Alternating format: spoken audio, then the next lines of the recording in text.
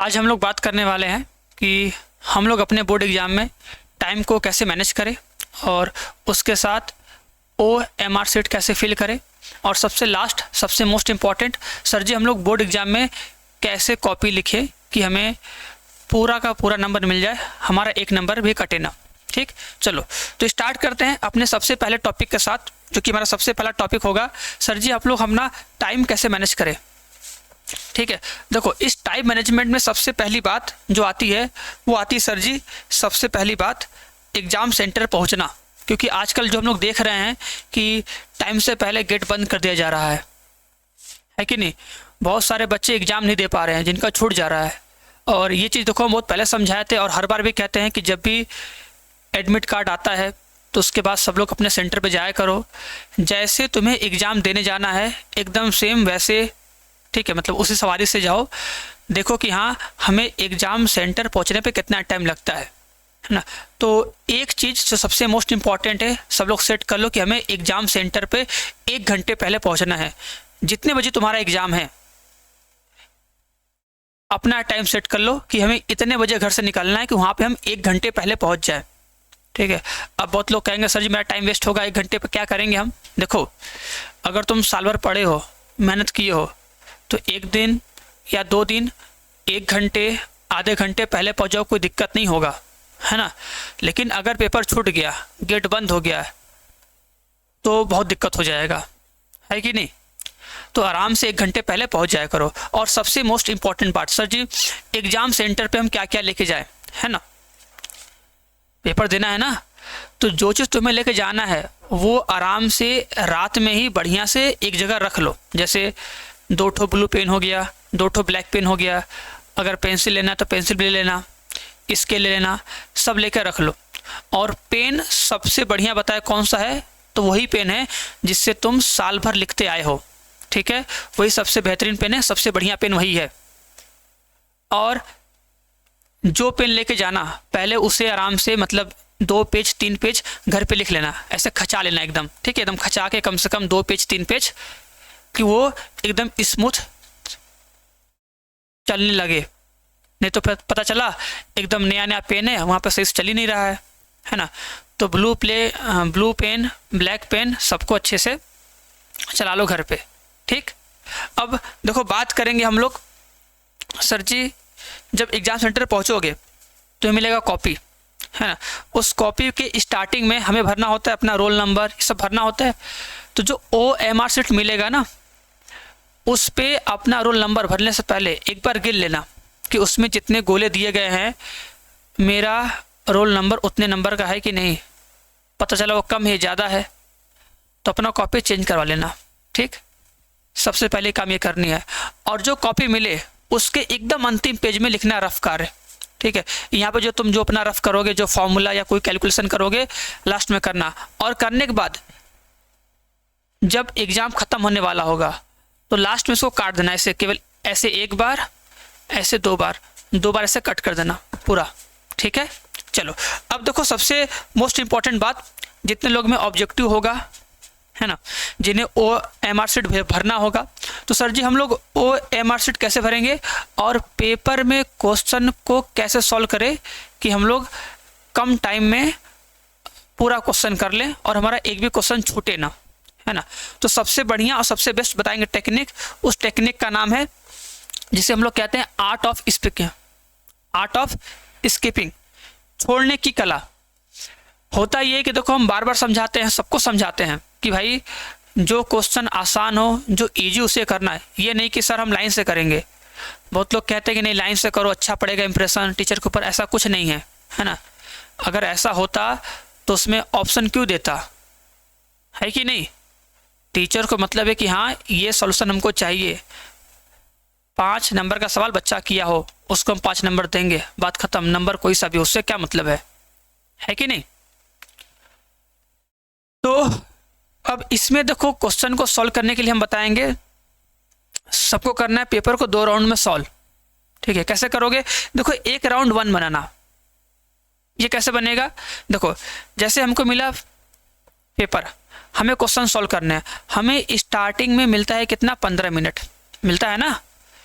तो उसमें तुम्हें क्या करना है, बस पेपर को पूरा पढ़ना है। बहुत लोग नहीं पढ़ते, सोचते हैं कि नहीं हम क्या करेंगे, हम अपना 15 मिनट बचा लेंगे, हम पेपर नहीं पढ़ेंगे, हम फटाफट सवाल करेंगे। ऐसे 99% बच्चे करते हैं, पेपर को नहीं पढ़ते हैं। जो स्टार्टिंग में दिया जाता है 15 मिनट, उसको वेस्ट कर देते हैं, सोचते हैं कि नहीं इसको हम बचा लेंगे, अपना हम दूसरा काम करेंगे, सवाल लगाएंगे। तो ऐसा काम मत करना। स्टार्टिंग के 15 मिनट में तुम हर एक क्वेश्चन को देखना और फटाफट देखोगे, जो जो क्वेश्चन आएगा उसको टिक कर देना, मतलब ऐसे डॉट कर देना, डॉट, हल्का सा डॉट लगाते हैं कि हाँ ये क्वेश्चन आसान, इसको हम कर लेंगे, है ना। तो 15 मिनट में हम ऑब्जेक्टिव सब्जेक्टिव दोनों को पढ़ लेंगे और हमें आइडिया लग जाएगा कि हाँ हमें कौन कौन सा क्वेश्चन आ रहा है, ठीक है। और बाकी अगर उसके बाद भी कुछ क्वेश्चन बच जाएगा तो उसे हम लोग राउंड 2 में कर लेंगे, क्योंकि राउंड 2 में बचेगा केवल 10%, क्योंकि जानते हो बोर्ड एग्जाम में 90% सवाल ईजी आते हैं और लास्ट में मेरे पास टाइम भी रहेगा, क्योंकि हम फटाफट कर भी लेंगे सारे क्वेश्चन ईजी है कि नहीं। 10% तो उसे टफ होंगे, उसे लास्ट में कर लेंगे। अब देखो सबसे मोस्ट इंपॉर्टेंट बात सर जी, गोला भरना। जो तुम्हें ये OMR शीट मिलेगा ना, इसको जब भरोगे ना हीरो, तो इसको भरने का तरीका सबका अलग अलग होता है। हम बता रहे क्या करना। देखो इसमें क्या करना, तुम पहले 20 क्वेश्चन सॉल्व करना, क्वेश्चन देखना, जैसे बिहार बोर्ड वाले बच्चे होंगे, क्या करना 20 क्वेश्चन करना लाइन से, ठीक है। पहले 20 क्वेश्चन देखना फटाक से, जैसे 20 क्वेश्चन है देखो कि हाँ 20 में से कितने आ रहेंगे। मान लो 20 में से तुम्हें 15 क्वेश्चन आ गए है ना, पहला क्वेश्चन आ रहा है आसान है, सेकेंड थर्ड फोर्थ सब देखे आसान है, सब आ रहा है, ठीक है। तो अगर 20 में से 14 आया तो 14 को फटाफट टिक कर दिए, ठीक। और उसके बाद उनका गोला भरो आराम से। और गोला भरते टाइम जैसे फर्स्ट का C है तो ऐसे C पे ऐसे इसके पहले बाहर ऐसे गोला करोगे, सर्कल को बाहर से, फिर इसके अंदर भरोगे कि ये बाहर ना जाए, ठीक है। इसलिए सबसे पहले इसके बाहर हम एक लाइन खींचेंगे। जैसे मान लो सेकंड का D है ना, तो पहले इस गोले को ऐसे रंग दोगे किनारे से, ऐसे बनाओगे वृत्त बना लिए, फिर अब इसके अंदर भरना, ठीक है। इससे गोला क्या होगा, सही से भराएगा तो ये बाहर नहीं जाएगा, ठीक है। तो 20 क्वेश्चन को हम कर लेंगे मात्र केवल 2-3 मिनट में कर लेंगे, क्योंकि 20 क्वेश्चन में 14-15 क्वेश्चन बहुत आसान होंगे, हम फटाक से करके हट जाएंगे। ऐसे 20 क्वेश्चन करो और गोला भरो, ठीक है।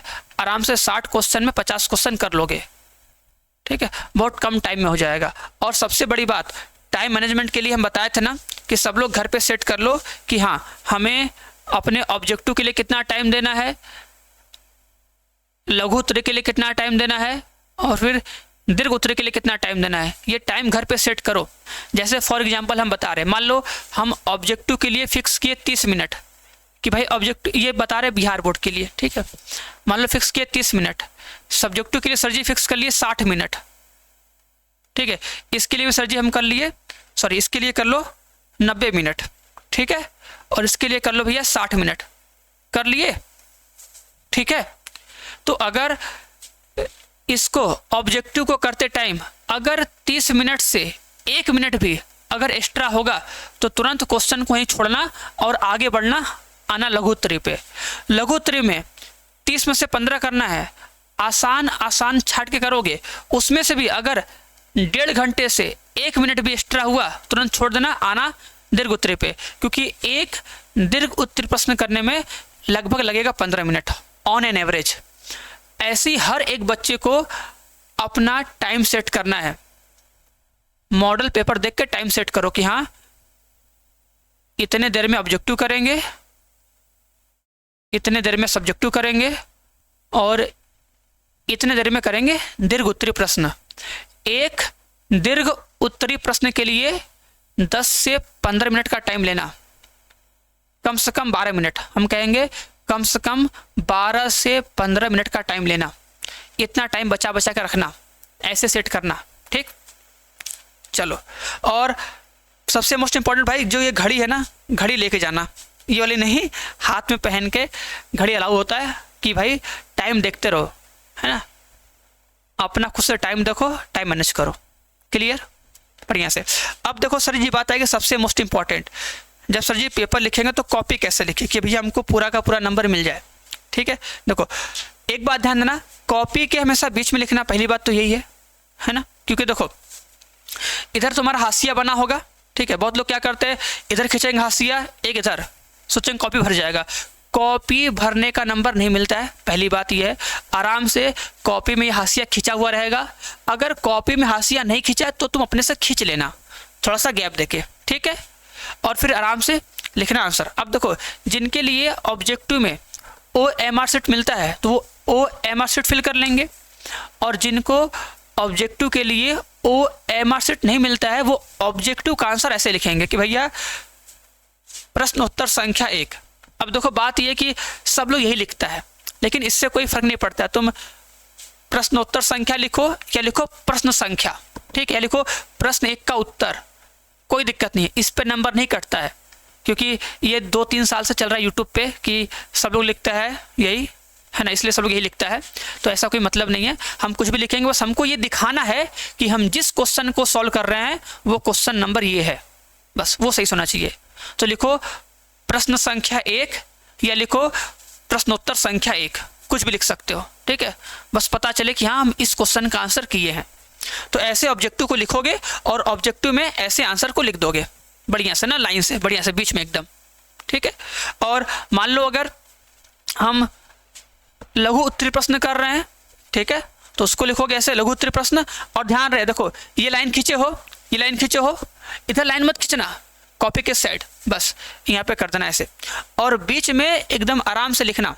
देखो हम बोले हैं ना कि मैथ में राइटिंग का नंबर नहीं कटता है, बस हमें साफ साफ लिखना है, बहुत डरना मत, सोचना हम जैसे घर पे सॉल्व कर रहे हैं तो वहाँ पे सॉल्व करेंगे। बस हाँ एग्जाम में थोड़ा सा हम एक लाइन आराम से गैप देके लिखेंगे, सटा के नहीं लिखेंगे, आराम से गैप देके एक लाइन का गैप दे के लिखेंगे, ठीक है। और जो सेकंड पेज होगा हमेशा वहाँ के लास्ट में PTO लिख देंगे कि पता चले कि भाई इसके आगे भी हम सॉल्व किए हैं, नहीं तो लास्ट में टीचर पेज ही नहीं पलटते हैं, है ना।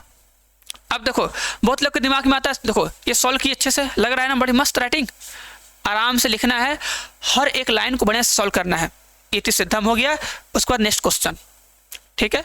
अब देखो ऐसा नहीं कि सर हम 1 के बाद 2 ही करेंगे, 2 के बाद 3 ही करेंगे तब अच्छा रहेगा, ऐसा कुछ भी नहीं है, ठीक है, आराम से करना। हम तो देखो कहते हैं यही है कि सबसे पहले ऑब्जेक्टिव करो, ऑब्जेक्टिव के बाद करो दीर्घ उत्तरीय प्रश्न, ठीक है। क्योंकि अगर मान लो हमारा लघु उत्तरीय प्रश्न 2 नंबर का या 1 नंबर का, लास्ट में अगर 1 खो 2 ठो बच जाएगा तो कोई दिक्कत नहीं है, 1 नंबर 2 नंबर छूटेगा।